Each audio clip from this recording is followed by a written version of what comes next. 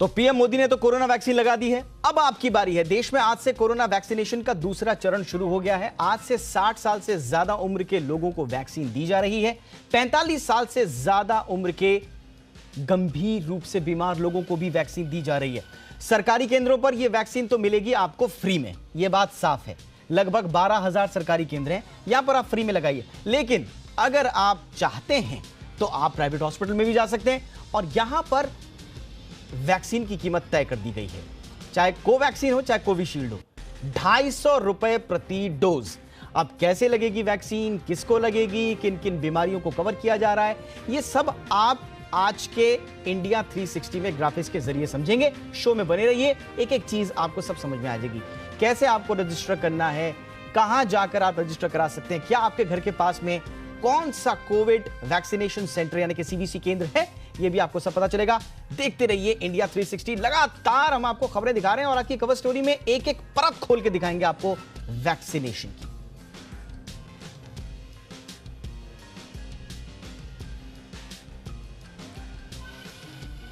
और अब रुक करते हैं आज के हमारे खास मेहमान का, जो आज के वैक्सीनेशन ड्राइव को पूरी तरह से समझाएंगे आपको आसान भाषा में। और हमारे साथ जुड़ गए हमारे खास मेहमान आईसीएमआर के पूर्व प्रमुख डॉक्टर रमन गंगाखेडकर। आईसीएमआर यानी कि देश में वैक्सीनेशन को लेकर, कोरोना के खिलाफ लड़ाई को लेकर सबसे बड़ी नोडल एजेंसी। गंगाखेडकर साहब, बहुत बहुत स्वागत है आपका। सर, आपका रिएक्शन पहला, आज प्रधानमंत्री नरेंद्र मोदी ने जो वैक्सीनेशन और उसमें भी कोवैक्सीन का शॉट लिया है, ये क्या संदेश देता है? क्यों उन्होंने कोविशील्ड नहीं बल्कि कोवैक्सीन को चुना होगा? नहीं, देखिए, हमारे माननीय प्रधानमंत्री जी ने जब लॉकडाउन लगाया था, जब ही उन्होंने बोला था कि हमको आत्मनिर्भर बनना है। आत्मनिर्भरता के जोर के ऊपर हमने ये भी दुनिया को बताया, हम डायग्नोस्टिक एजेंट्स बना सकते हैं, डायग्नोस्टिक टेस्ट हो सकते हैं, हमारे यहाँ खुद के पीपीईज बन सकते हैं, मास्क बन सकते हैं, हम दूसरों को एक्सपोर्ट भी कर सकते हैं। उस वक्त ये वैक्सीन भी खुद बनाएंगे, उसके ऊपर भी उन लोग सारे इंडस्ट्री को पूरा उन्होंने वो बनाने के लिए मौका जो मिला था, उसकी एक उम्मीद रखी थी। आज उन्होंने जो मौका मिला था, लोगों के दिल में जो एक संदेह था कि शायद हमारी देसी वैक्सीन है तो देसी वैक्सीन इतनी काम करती होगी क्या, जैसा एस्ट्राजेनेका सीरम की जो कोविशील्ड वैक्सीन है, ये अक्सर लोग समझते हैं ये ऑक्सफोर्ड की आई हुई है, ये इंग्लैंड में बनी है, तो ये अच्छी होगी। आज पंतप्रधान जी ने उसके ऊपर खुद वैक्सीन लेके उसके ऊपर एक मोहर लगाई है, एक किस्म का आत्मविश्वास बताया है कि हम आगे चल चुके हैं, हम सही मानों में आत्मनिर्भर हैं। और हम जितने आत्मनिर्भर हैं, हम हमारे वैक्सीन्स बाहर भी एक्सपोर्ट करके हम सारे दुनिया को बताएंगे कि ये वसुधैव कुटुंबकम की जो फिलॉसफी है, उसमें हम अपने आप को भी तो संभालें और बाहर के दुनिया के लोगों को भी हम संभाल के सबको सुरक्षित करने की कोशिश करेंगे। जी हां, यानी कि प्रधानमंत्री नरेंद्र मोदी ने एक भरोसा जगाने की कोशिश की है। अब सवाल यह है, गंगाखेडकर साहब आप हमारे साथ बने रहिए। अब सवाल यह दर्शकों के मन में आ रहा होगा कि प्रधानमंत्री नरेंद्र मोदी को भरोसा जगाने की जरूरत क्यों पड़ी? तो आपको डेटा दिखाते हैं जिसे कहते हैं वैक्सीन हेजिटेंसी। आपने शुरुआत से देखा होगा, इस पर पॉलिटिक्स हुई और इसके बाद खबर यह आई कि वैक्सीन को लेकर लोगों में उतना उत्साह नहीं है। खासकर फ्रंटलाइन वर्कर्स ही इसको लेकर ज्यादा जागरूक नहीं हो रहे, क्योंकि पॉलिटिक्स भी चल रही थी, एफिकेसी को लेकर डेटा था। हुआ यह कि वैक्सीन को लेकर एक तरह की हेजिटेंसी यानी कि हिचकिचाहट देखने को मिली। क्या था उसका डेटा, यह भी आपको देखते हैं। देखिए, भारत में वैक्सीनेशन का डर, 16 जनवरी को जब वैक्सीनेशन ड्राइव शुरू हुआ, उसके बाद आप देखिए डेटा, शुरुआत में पूछा गया था, जब वैक्सीन नहीं आई थी उससे पहले भी कुछ सर्वेज आए थे कि क्या अगर वैक्सीन आएगी तो आप वैक्सीन लगाएंगे। तो देखिए डर कितना था लोगों में शुरुआत में। ये अक्टूबर 2020 की बात है।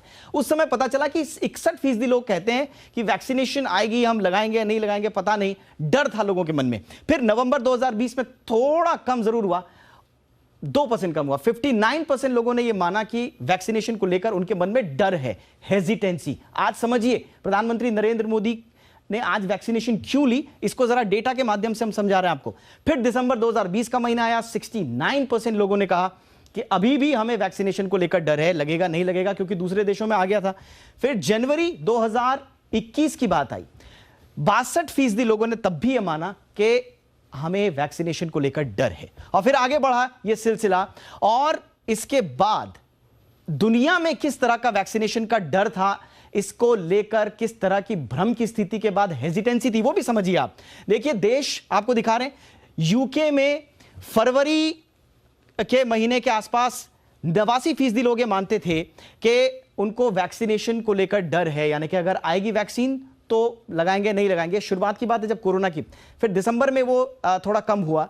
और उसके बाद स्वीडन की अगर हम बात करें तो दिसंबर में 53% लोगों के मन में वैक्सीनेशन को लेकर जो डर था उसकी ये डेटा है। और उसके बाद 76% लोगों के मन में वैक्सीनेशन को लेकर ये डर जो है वो कम हुआ। यानी कि कुल मिला के दुनिया के दूसरे देशों में भी वैक्सीनेशन को लेकर शुरुआत में डर था, लेकिन जैसे जैसे वक्त आगे बढ़ता गया ये डर कम होता गया। और अब यही माना जा रहा है कि प्रधानमंत्री नरेंद्र मोदी के वैक्सीन शॉट लेने के बाद अब ये डर धीरे धीरे कम होगा। और अगर ये हेजिटेंसी कम होती है, ज्यादा से ज्यादा लोग अगर वैक्सीनेशन लेंगे तो हम हर्ड इम्यूनिटी की तरफ जाएंगे। और अगर हर्ड इम्यूनिटी की तरफ अगर हम जाते हैं तो वैक्सीनेशन ही एकमात्र समाधान है हर्ड इम्यूनिटी का। हर्ड इम्यूनिटी आती है तो फिर कोरोना से जंग जीतना हमारा तय है।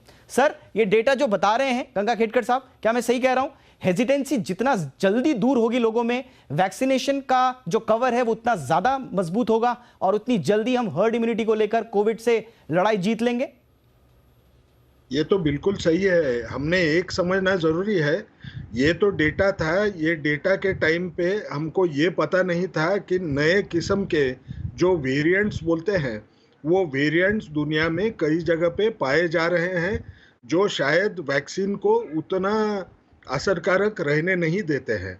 उसकी वजह से जितने जल्द हमको सबको प्रोटेक्ट करने आएगा उतना हमारे लिए सक्सेसफुल रहने का चांस बहुत बढ़ जाएगा, वो उम्मीद बढ़ जाएगी। तो हमको जितना तेजी से देना है, क्योंकि हमारी लोक संख्या भी 135 करोड़ के नज़दीक है, हमको कम से कम वो 50 करोड़ 60 करोड़ लोगों को जब तक हम ना दें तब तक हमको रुकना नहीं है, बहुत तेजी से आगे जाना है। तो ये चांस जो है ये वैक्सीन देने वाले हैं। और सभी दर्शकों को मैं एक चीज़ बोलूँगा कि जो हेजिटेशन होता है वो जनरली किस चीज़ से होता है। एक तो हमको ऐसे लगे कि हमारे इर्द गिर्द अभी कोविड नहीं हो रहा है, क्या ये सही है? शायद सही नहीं है, वो फिर एक बार आ सकता है, ये समझना ज़रूरी है। दूसरी बात, उसको बहुत साइड इफ़ेक्ट्स हैं। अगर ज़्यादा साइड इफ़ेक्ट्स रहते थे तो हमारे प्रधानमंत्री, जो हमारा देश जो है पहले 5 देशों में गिना जाता है देश दुनिया के, उस देश का प्रधानमंत्री खुद होके ये साइड इफ़ेक्ट्स को डर के मारे ना वहाँ खड़े रहता।